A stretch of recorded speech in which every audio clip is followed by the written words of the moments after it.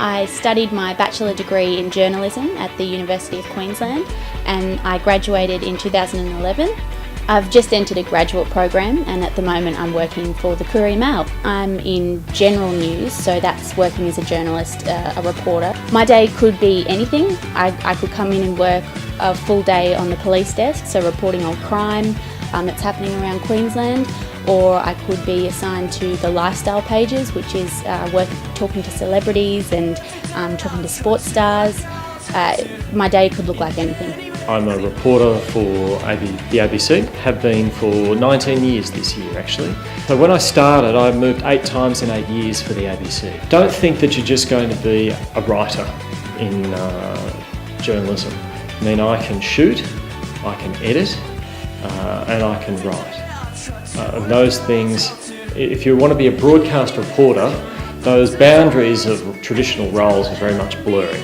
The highlights would be the big stories. They'd be the natural disasters, the floods in Brisbane in 2011. I was working part-time, but when a story like that hits, it's, all bets are off. You work full-time and you work around the clock and pretty much don't sleep. I work at the ABC as a journalist doing radio current affairs at the moment, but also television and radio news. Everyone now is pretty much multi-skilled in the ABC doing tri-media, so radio, TV and online. I graduated from the University of Queensland in 1996 and have been at the ABC ever since. Be interested in the news, watch it, read it, look at it, pull it apart, try and understand what it is and get some experience. If this is the life that you're going to choose, then it's worthwhile putting in the effort early because it's a very competitive environment. There are more people studying journalism, I think, than there are actually journalists working now in Australia. And so what you have to bring perhaps is enthusiasm and a work ethic. I would say intern as much as you can, even if it's for a week, if it's for a month, that's great, but intern as much as you can. There's so many opportunities on campus as well to get involved. The MAPS team can give you technical skills. There's a radio program that you can get involved in.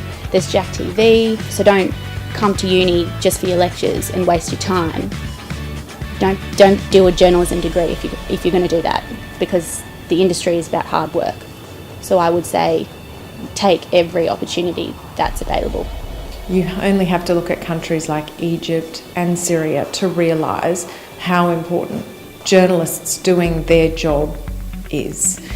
We are lucky we have a democracy, but we should never take that for granted, and you need journalists to be asking the hard questions. So I think it's part of the foundation of our country to have a free and flourishing press. So I think it's a really important and responsible role and not to be taken lightly. My father was born in Sri Lanka, so we travel to Sri Lanka every year, my family and I.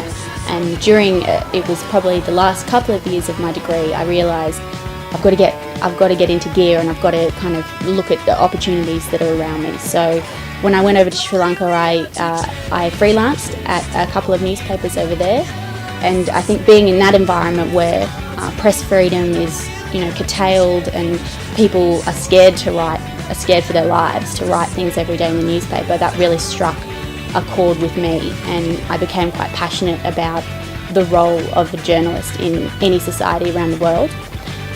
Then coming back here, the kind of comparison between a developing country and a place where media is free, I found that really exciting. So I took the first opportunity I could. I just wanted to get stuck into the industry and do as much good as I could. Whilst the pay's lousy and the hours are rubbish, they're the best seats in the house.